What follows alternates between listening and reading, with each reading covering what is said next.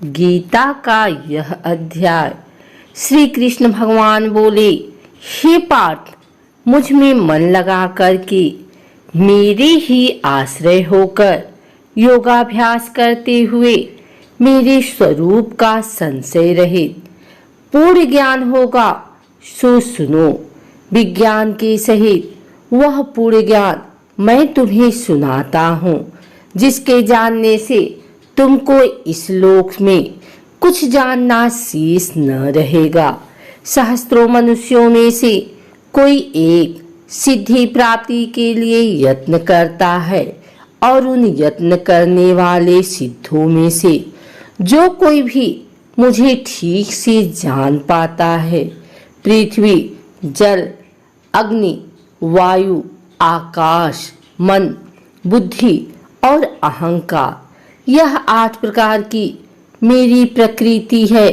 इस प्रकृति को अपरा, अचेतन अर्थात जड़ कहते हैं। और हे महाबाहो, इससे दूसरी प्रकृति चेतन है, जिसने संपूर्ण जगत धारण किया है। इन्हीं दोनों प्रकृतियों से सब प्राणी मात्र उत्पन्न होते हैं। ऐसा जानो, यह प्रकृतियां हमें से उत्पन्न हुई है। इस प्रकार जगत की उत्पत्ति और प्रलय का कारण मैं ही हूँ। हे धनंजय, धागे में जिस प्रकार मणि पिरोई जाती है, उसी भांति यह संसार मुझ में गुथा हुआ है। मुझसे परे और कुछ भी नहीं है। हे कुंती पुत्र, जल में, रस में मैं ही हूँ। चंद्रमा और सूर्य में प्रभा मैं ही हूँ। सब वेदों में प्रणव मैं ही हूँ। आकाश में शब्द तथा पुरुषों में जो पौरुष मैं ही हूँ। हे अर्जुन, पृथ्वी में जो सुगंध है तथा अग्नि में तेज मैं ही हूँ। सब प्राणियों में जीवन और तपस्वियों में तप मैं ही हूँ। हे पार्थ, संपूर्ण प्राणियों में सनातन बीज रूप मुझको ही जानना। बुद्धिमानों में बुद्धि रूप और तेजस्वियों में तेज मैं ही हूँ। हे भारत गर्भ, काम और रोग रहित बलवान पुरुषों में बल और पुरुषों में धर्म के विरुद्ध न जानने वाला काम मैं ही हूँ। जितने सात्विक, राजस, तामस पदार्थ हैं, वे सब मुझ में ही उत्पन्न हुए हैं, परंतु उनमें मैं नहीं रहता हूँ, ये मुझ में है। सत्व, रज, तम, ये तीनों गुणों के भावों से यह सारा संसार मोहित हो रहा है।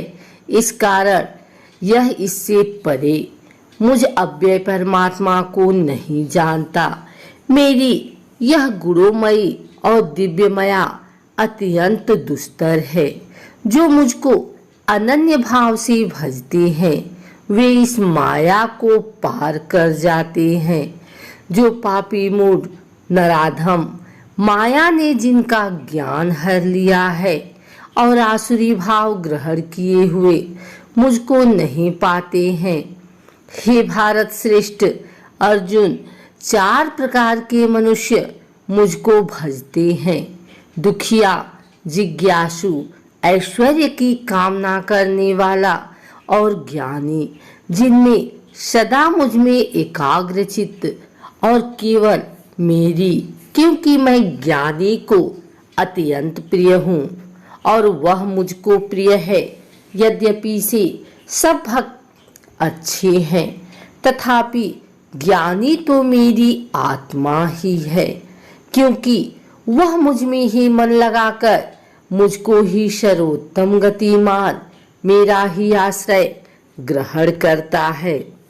उनके जन्म के अनंतर ज्ञानी मुझे पा लेता है।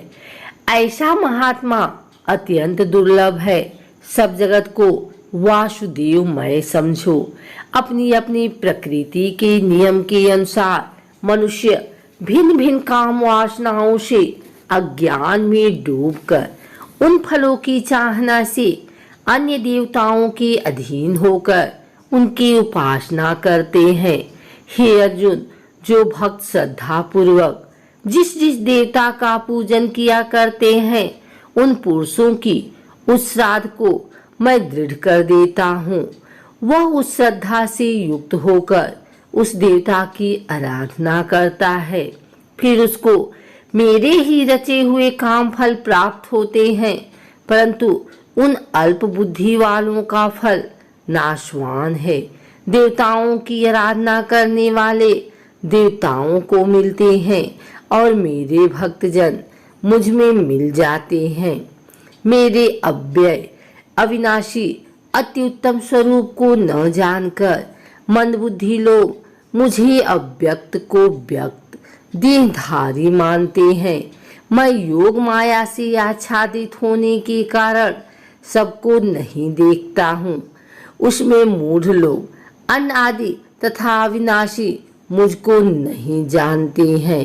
हे अर्जुन, मैं भूत भविष्य और वर्तमान के सब प्राणियों को जानता हूँ, पर मुझे कोई भी नहीं जानता। हे भारत, हे परतम, इच्छा और द्वेष उत्पन्न होने वाले सुख दुख आदि द्वंद्वों के मोह से जगत के सभी प्राणी भ्रम में फंस जाते हैं। जिन पुण्य आत्माओं के पाप नष्ट हो गए हैं, वह पुरुष द्वंद्व के मोह से छुटकर दृढ़ निश्चय करके मेरी भक्ति करते हैं। जो मेरा आश्रय लेकर जीवन मरण के दूर करने के अर्थ प्रयत्न करते हैं, वे पुरुष परम ब्रह्मा, आत्मज्ञान और संपूर्ण कर्म को जानते हैं। जो आदिभूत, अधिदेव और अधिज्ञ इन सब में व्यापक मुझे जान जाते हैं, वे समाधि निष्ठ पुरुष मरण काल में भी मुझको जानते हैं। श्री नारायण जी बोले, हे लक्ष्मी, अब मैं 7वें अध्याय का महात्म सुना रहा हूँ, सो सुनो। एक पटेल नामक नगर है, जिनमें शंकुकर वैश्य रहता था। वह व्यापार करने को नगर के बाहर कहीं गया।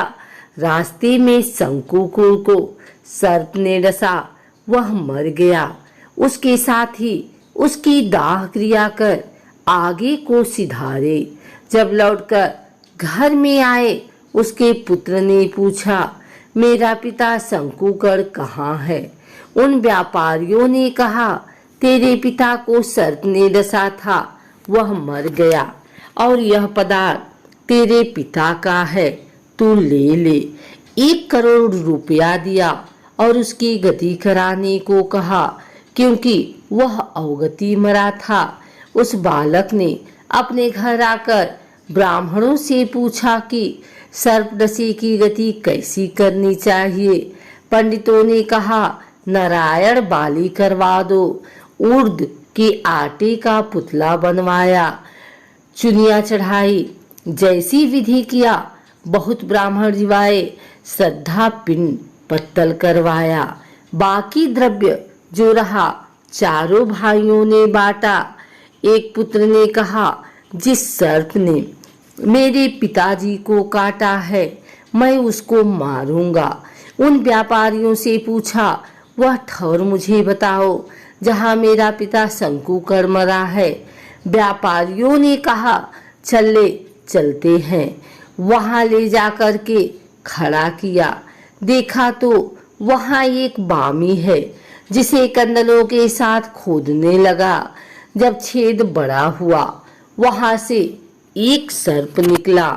कहा, तू कौन है? मेरा घर क्यों खोदता है? उस बालक ने कहा, मैं शंकुकर का पुत्र हूँ। जिस सर्प ने मेरे पिता को मारा है, मैं उसको मारूंगा। तब सर्प ने कहा, हे पुत्र, मैं तेरा पिता हूँ, तू मुझे इस अधम देह से छुड़ा और मुझे मत मार। यह मेरा पूर्व का कर्म था, सो मैंने भोगा। तब पुत्र ने कहा, हे पिता, कोई यत्न बताओ जिससे मेरा उद्धार हो। तब उस सर्प ने कहा, हे पुत्र, किसी गीता पाठी ब्राह्मण को घर में भोजन करवा और उसकी सेवा कर। उसके आशीर्वाद से मेरा कल्याण होगा। तब उस बालक ने अपने घर और नगर में जितने गीता का पाठ करने वाले थे इन सबको बुलाकर गीता जी के 7वें अध्याय का पाठ कराया और उनको भोजन करवाया। तब उन साधु ब्राह्मणों ने आशीर्वाद दिया। तत्काल वह अधम देह से छूटकर देवदेही पार विमान पर चढ़कर आकाश मार्ग को जाता हुआ अपने पुत्र को धन्य धन्य करता वैकुंठ धाम में जा प्राप्त हुआ।